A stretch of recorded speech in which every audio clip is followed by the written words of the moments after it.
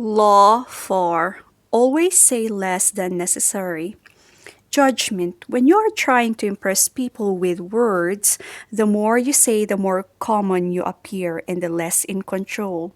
Even if you're saying something banal, it will seem original if you make it vague, open ended, and sphinx like. Powerful people impress and intimidate by saying less. The more you say, the more likely you are to say something foolish. Keys to power.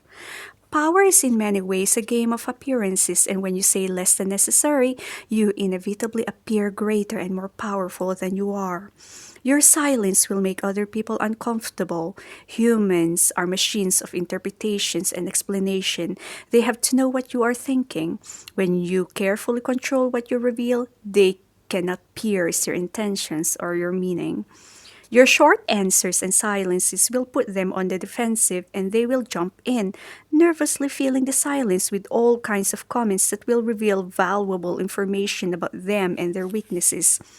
They will leave a meeting with you feeling as if they had been robbed, and they will go home and ponder your every word. This extra attention to your brief comments will only add to your power.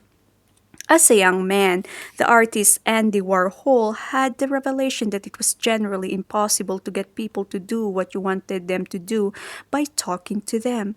They would turn against you, subvert your wishes, disobey you out of sheer perversity. He once told a friend, "I learned that you actually have more power when you shut up." In his later life, Warhol employed his strategy with great success. His interviews were exercises in oracular speech.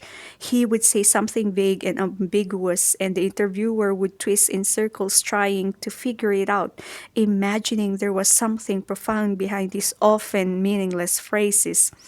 Warhol rarely talked about his work. He let others do the interpreting.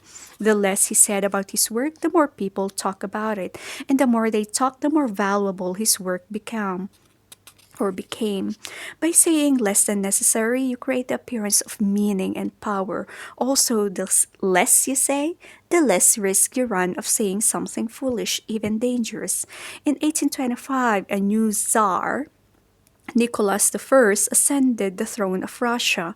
A rebellion immediately broke out, led by the liberals, demanding that the country modernize, that its industries and civil structures catch up with the rest of Europe. Brutally crushing this rebellion, the Decembrist uprising, Nicholas I sentenced one of its leaders, Kondraty Rylyev, to death. On the day of the execution, Rylyev stood on the gallows, the noose around his neck. The trapdoor opened, but as Rylyev dangled, the rope broke, dashing him to the ground. At the time, events like this were considered signs of providence or heavenly will, and a man saved from execution this way was usually pardoned. As Rylyev got to his feet, bruised and dirtied, but believing his neck had been saved, he called out to the crowd, "You see?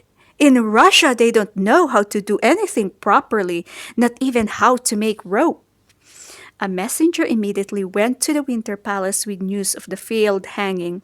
Vexed by this disappointing turnabout, Nicholas I nevertheless began to sign the pardon. But then, did Rylyev say anything after this miracle? The Tsar asked the messenger. "Sire," the messenger replied, "he said that in Russia they don't even know how to make rope." "In that case," said the Tsar, "let us prove the contrary." And he tore up the pardon. The next day, Rylyev was hanged again. This time, the rope did not break. Learn the lesson. Once the words are out, you cannot take them back. Keep them under control. Be particularly careful with sarcasm. The momentary satisfaction you gain with your biting words will be outweighed by the price you pay. Image. The oracle at Delphi. When visitors consulted the oracle, the priestess would utter a few enigmatic words that seemed full of meaning and import. No one disobeyed the words of the oracle. They held power over life and death. Authority. Never start moving your own lips and teeth before the subordinates do.